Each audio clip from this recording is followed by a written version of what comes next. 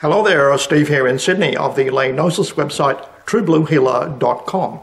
What I'd like to talk to you about today is something that was raised by George Orwell a long time ago, and he was a very informed sort of a philosopher, commentator on the human condition, because he came out of World War II. He had been a BBC propagandist during the war. You understand the significance of that? He spent most of his life demonising enemies and lionising heroes, that sort of thing, which is necessary in wartime, I suppose, to try and demoralise the enemy and raise the morale of your own troops.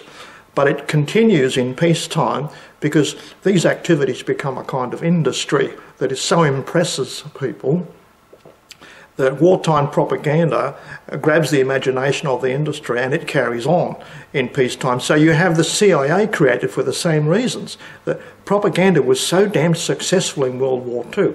So in peacetime we become victims of the success of wartime propagandas.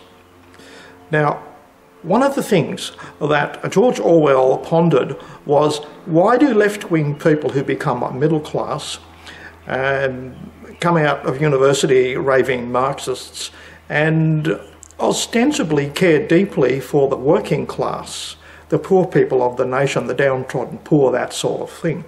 Why on earth do they do this? Well, he did a lot of research into it and talked to lots of people, read lots of writings by these left-wing people, and he decided that really left-wing people don't really care at all for the poor downtrodden working class. They're just using them as a battering ram against the rich elites that they hate and despise. Now, you still see that to this very day. Left-wing people in unison say that capitalism sucks, it has to be brought down, it's the worst thing ever invented, that sort of thing. And they seem to have no knowledge that all the alternatives fail. They don't learn that at university where they're trained today. And boy, have we suffered for that. Now, examining what happened to the left, that in Australia went through a microcosm of this. What happened in an examination of the left here is done in a small video clip, which is quite useful. It's a good quick summary of what happened to the left. Where did they go? And it's a television interview between Andrew Bolt and Mark Latham, who's just launching another book, his 13th book. And he talks about the kind of transmogrification of the left. Because I personally remember being sort of a lefty myself in the 1960s and 70s, believing because no one ever offers us a pay rise, all we can do is withdraw our labour, go on strike to get a pay rise. It's the only thing we've got against the big end of town, the filthy capitalists. This was sort of planted in your head by left-wing political parties and political commentators. But in the late 80s, they deserted the working class completely, and they ended up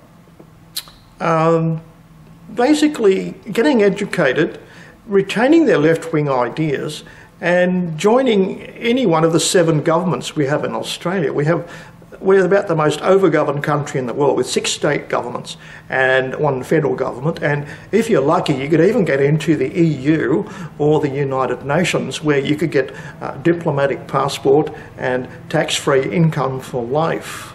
So the left-wing people went there chasing money and power, and many of them want to be Sir Humphrey Appleby types. I'm sure you remember that humorous fellow from Yes Minister years ago, a wonderful character. But these people are sort of like wannabe philosopher kings, behind the scenes, unelected, unremovable, but making rules for everybody else. And so they went from champions of the working class, which they always claimed to be, to just being seekers of wealth and power without accountability. That's what the left wing has really turned out to be, to our great detriment. So here I've got this wonderful video clip for you where they give you like a potted history of how that happened in Australia, and you're going to be listening to Andrew Bolt and Mark Latham launching a new book. And Mark Latham gives a very nice summary of where did the left wing go in Australia. And it's very similar to other countries. Now, back live with Andrew Bolt with the Bolt Report. Mark Latham was leader of the Labor Party once, nearly became Prime Minister too. Since then he's taken what might seem a new direction against so much of what the left has become. And has also taken a new direction career-wise as a writer and a commentator, now publishing online on Mark Latham's Outsiders. And now he's collected a lot of his best recent pieces in a new book, Take Back Australia. Mark Latham joined me earlier today.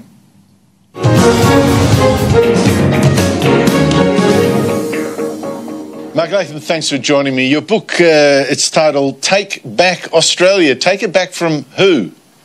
Well, Andrew, I think we've been subject to a cultural invasion through our institutions over the last 10 or 15 years. So you're taking it back from the leftist elements that are pushing political correctness, divisive identity politics, various forms of cultural Marxism, and, you know, the very best things about our national traditions are being lost. Freedom of speech, merit selection, the resilience of the Australian character, and also larrikinism. You know, it's a concerted attempt on the basics of male culture in this country. So a lot of Australians have said to me, look, there's madness in the media every day of this kind.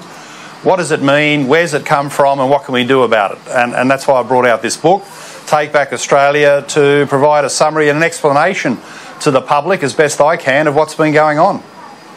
Yeah, I particularly worry about identity politics, Mark. I mean, this is a sort of new racism, a fashionable new racism where you judge people by, you know, as types rather than as individuals, judged on the colour of their skin or their gender or whatever. I think it's it's like a return to the caves, a barbarism. How threatening do you think it is?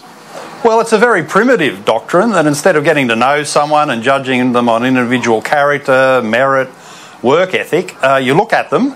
You look at them and supposedly you know everything about them and how they should be treated in society. So it's not only divisive, it's very primitive. But, you know, I come at this from the angle of social justice. Rightly or wrongly, I've spent a good part of my adult life thinking and writing about social justice theory. And the conclusion I've reached is that if you want a fair society, the only thing you can do is treat each individual on merit. And meritocracy, the fair go ethos, has always been a big part of our country. And I think this is a major historic error of technique by left of centre activists to say that we can somehow overcome old forms of discrimination by creating new forms of discrimination, most notably under the banner of white male privilege, this terrible furphy of white male privilege. So when you try and create new forms of discrimination supposedly to deal with the past, all you do is create division, resentment and more bitterness in society, and that's what we're seeing. It's a terrible time in Australia to be growing up as a young white male. You can be working hard at school, get a good university qualification, knowing you'll go out into the workforce and face discrimination with these new employment quotas. So none of that's fair, and it's an historic failure of technique by the left to go down the identity pathway. Yeah, but it's interesting you say that when you say, you know, judge people as individuals and not from where they're from. I would have thought that was the calling cry of the left, or at least that section of the left that I recall when I first worked for the Labor Party many years ago. But it seems that the left is completely different now to what it was then. How do you feel it's gone? I mean, you used to lead the Labor Party. Do you recognise the Labor Party now from what it was when you were there? No, not at all. And someone said to me the other day, you know, you're still interested in politics, should you have stayed in Parliament? I said, well, I couldn't have stayed with the Labor Party because it is unrecognisable from the party of Whitlam and Hawke, because the primary interest was to create social justice through the prism of income, wealth and opportunity. That's how you looked at the social justice task, through socio-economic factors, and nobody thought there was anything to be gained from judging people by race, gender and sexuality. In fact, that was always seen as the problem, that judging people by race, gender and sexuality can only foster various forms of bigotry in society. You should look through those factors and try and judge people according to income levels and the opportunities they've got in life. And I think one of the big things that's gone wrong with the left, probably the worst thing that could ever happen to so-called progressive politics, is that they got rich themselves.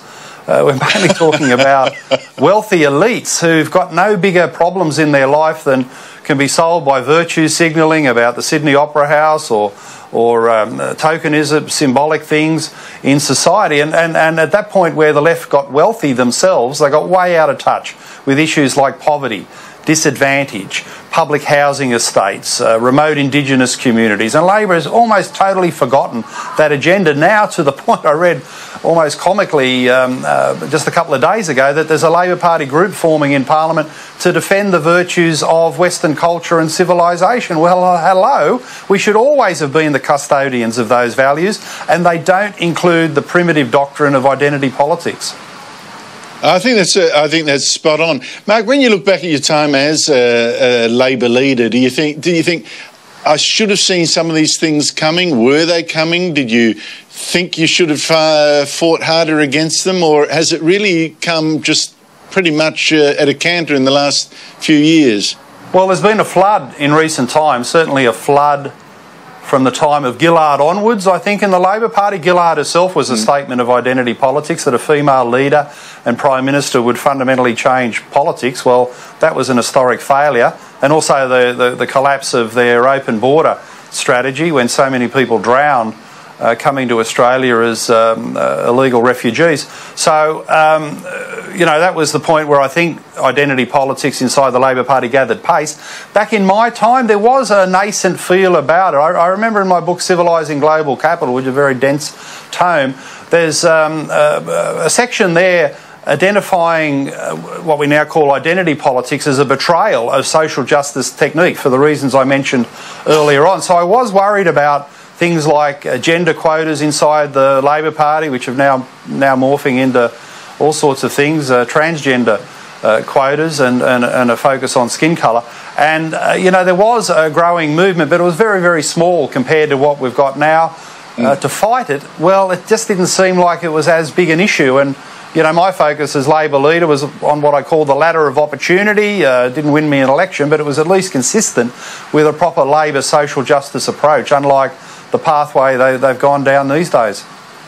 Now, Scott Morrison hasn't really declared himself too much in the culture wars front. So, given that you and I think, both agree that this is one of the big issues, the identity politics stuff, all that kind of thing, the victim politics, the next election, how's that shaping up as a contest to you in terms of the broader culture wars? Well, I'd say Morrison's a lot better than Turnbull. Turnbull was fighting on the wrong side.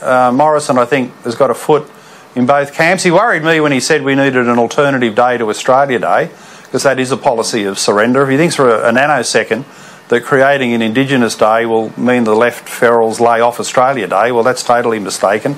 They see Australia Day as all the worst of Western civilisation, colonisation, genocide, the whole false narrative.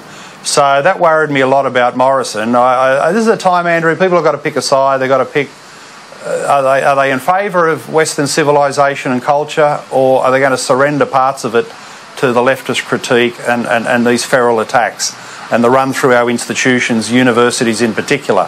So I think it's time for Morrison, having settled into the job, to pick a side of the battlefield and join us in fighting as hard as you can.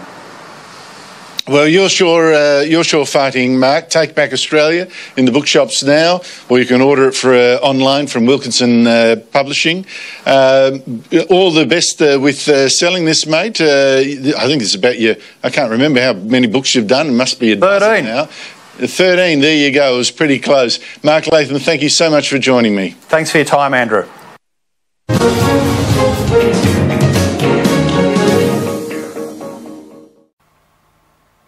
Mark Latham also does point out something useful. There's a right-wing swing inside his old Labor Party,